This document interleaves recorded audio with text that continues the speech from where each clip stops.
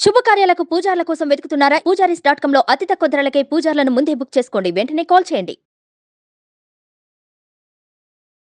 ఓం శ్రీ గురుభ్యో నమః. శ్రీ మహాగణాధిపతయ నమః. శ్రీమాత్రే నమః. కర్కటే పూర్వఫల్గుణ్యాం తులసీకాననోద్భవాం పాండ్యే విశ్వంభరాం గోదాం వందే శ్రీరంగనాయకీం. నీలాతుంగస్తనగిరితటీ సుప్తముద్బోధ్య కృష్ణం పారార్జం స్వం శృతిశతశిరసిద్ధమధ్యాపయంతి స్వచ్ఛిష్టాయాం స్రజినిగళితం యా బలాత్కృత్య భుంక్తే గోదా తస్యై నమ ఇదమిదం భూయ ఏవాస్తు భూయః. శ్రీ భూనీల సమేత గోదారంగనాథ స్వామినే నమః. నోత్తుచ్చువరక్కం పుగుగిన్రమ్మనాయ్ மாத்தமும் தாராரோ வாசல் திஷபாதார் நாத்தத்துளாய் முடி நாராயணன் நம்மால் போத்தப்பழை தரும் புண்ணிய நாள் பண்டொரு நாள் கூத்தத்தின் வாய் வீழந்த கும்பகர்ணனும் தோத்துமுனக்கே பெருந்துயில் தான் தந்தானோ ஆத்த அனந்தலுடையாய் அருங்கலமே తెత్తమై వందు తిజవేలోరెంబావాయ్. ఈ పదవ నాడు గోదాదేవి చెప్పినటువంటి పాసురంలో మరి ఒక భిన్నమైనటువంటి గోపికని ప్రస్తావిస్తూ ఉంది. అందరూ వచ్చిన ఈ గోపిక రాల. ఆవిడ ముందు రోజు ఏమందంటే, ఆవిడ మేం రాకముందే నోము నోచి దాని ఫలితంగా సుఖానుభవాన్ని పొంది ఆ ఆనందంలో ఉండిపోయినటువంటి ఓ తల్లి, తలుపులు తెరవలేదే అనుకో, తెరవకపోతే తెరవకపోయావు, మాటైనా మాట్లాడచ్చు కదా. అంటే ఈవిడ చాలా త్వరగా చేసినటువంటి వ్రతం యొక్క ఫలితాన్ని పొంది తత్ఫలితంగా వచ్చినటువంటి ఆనందాన్ని సుఖంగా అనుభవిస్తూ అందులో నుండి ఉతలికి రావట్ల. ఇది ప్రత్యేకంగా గుర్తుంచుకోవాల్సిన విషయం ఏమిటంటే, భక్తి మార్గంలో ఎవరైనా అద్భుతమైనటువంటి ఫలితాన్ని సాధించి భగవంతునితో తాదాత్మ్యం చెందిన తరువాత అక్కడే ఉండిపోకుండా తోటి జీవుల మీద ఉన్నటువంటి జాలితో వారు కూడా ఉద్ధరించబడడానికి తాము మళ్ళీ బాహ్యలోకంలోకి రావాల్సి ఉంటుంది. ఎందుకు రావాలండి అంటే, మిమ్మల్ని ఉద్ధరించవలసినటువంటి అవసరం, మీకు ఎటువంటి ఆనందాన్ని కలిగించవలసినటువంటి అవసరం భగవంతుడికి మాత్రం ఎందుకుంది? తాను ఆనంద స్వరూపుడుగా తన ఆనందంలో తాను ఉండొచ్చు కదా. నీకో నాకో కూడా ఆనందాన్ని ఆయన కలిగిస్తున్నాడంటే మన మీద ఉన్నటువంటి జాలి కొద్దీ, దయ కొద్దీ. భగవంతుడితో తాదాత్మ్యం చెందాలంటే ఆయన లక్షణాలు మనకు కూడా కావాలి గనక మనం కూడా మనం ఆనందాన్ని పొందడంతో పాటుగా ఆ ఆనందానుభవం ఇతరులకు కూడా కలిగేటట్టుగా చేయాలి. అది నిజమైనటువంటి భగవత్తత్వం ఎరిగినటువంటి వాళ్ళు చేసే పని. సుఖానుభవాన్ని పొందినటువంటి ఓ తల్లి, ఇప్పటికే పొందావే నువ్వు, మాకన్నా ముందుగా నోము నోచి ఫలితంగా సుఖానుభవం పొందావు. ఆ సుఖానుభవంలో మునిగిపోయి తలుపు తెరవట్లేదు. పోనీలే, తెరవకపోతే తెరగకపోయావు, మాట్లాడచ్చుగా. నేను ఆనందంలో ఉన్నాను, బయటికి రాలేను, మీతో వ్రతానికి రాలేను అని అనుకుంటే సరే అనొక మాట చెప్పచ్చుగా, మాట్లాడచ్చుగా. పరిమళంతో నిండిన తులసిమాలలు అలంకరించుకొని కిరీటం కలిగిన నారాయణుడు. ఆయన తులసిమాలలు చాలా ప్రీతి విష్ణువుకి. ఎన్ని రకాల పుష్పాలు ఉన్నా ఒక్క తులసి దళం లేకపోయినట్టయితే ఆ పుష్పాలన్నీ వృధా అనేటటువంటి భావన ఉంటుంది. తులసికి పుష్పసారము అని పేరు. అన్ని రకాల పుష్పాల యొక్క వాసనలు అందులోనే ఉంటాయి. అన్నింటి సారం దానిలో నిబిడీకృతమై ఉంటాయి.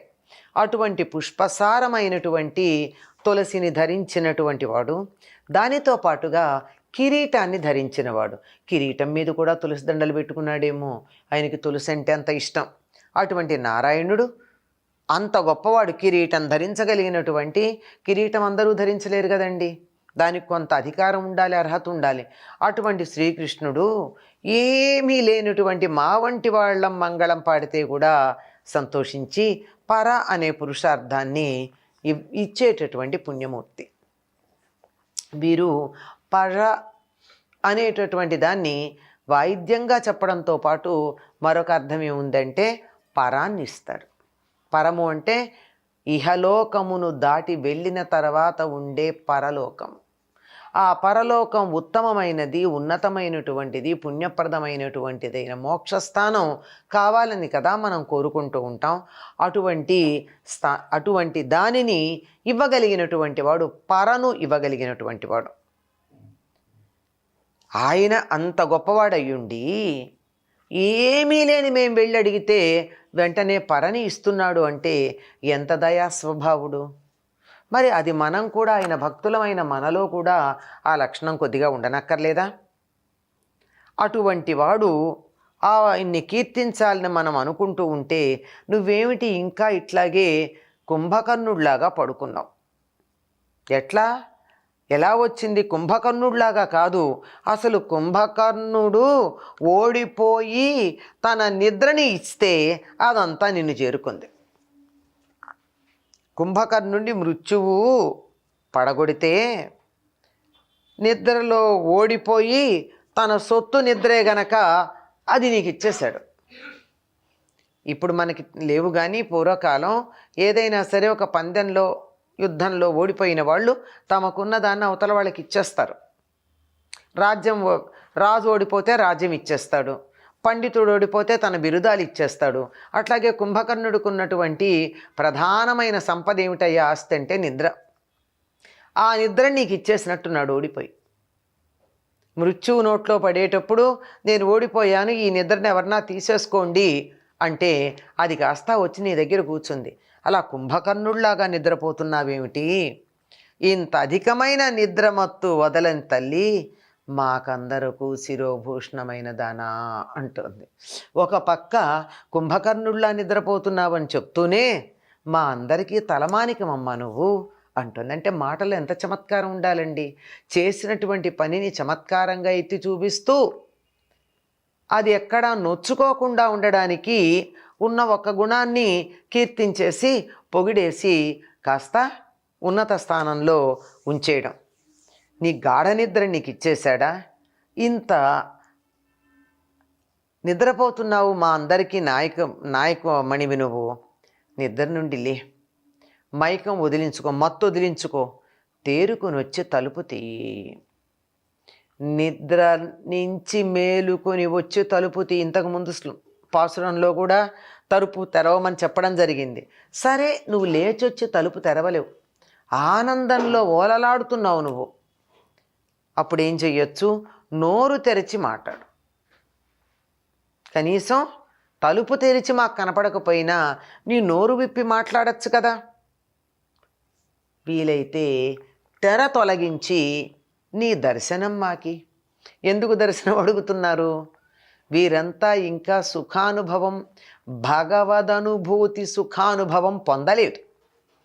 పొందినటువంటి ఆవిడ్ని చూస్తే మాకు బాగుంటుంది అని అటువంటి అనుభవం మాకు కలిగించమని చెప్పి నీ దర్శనం వల్ల మాకు లభిస్తుందేమో అని ఆవిడ్ని పొగుడుతున్నారు. అప్పుడప్పుడు పొగిడితే మనకు అనుకూలంగా మారిపోతారండి.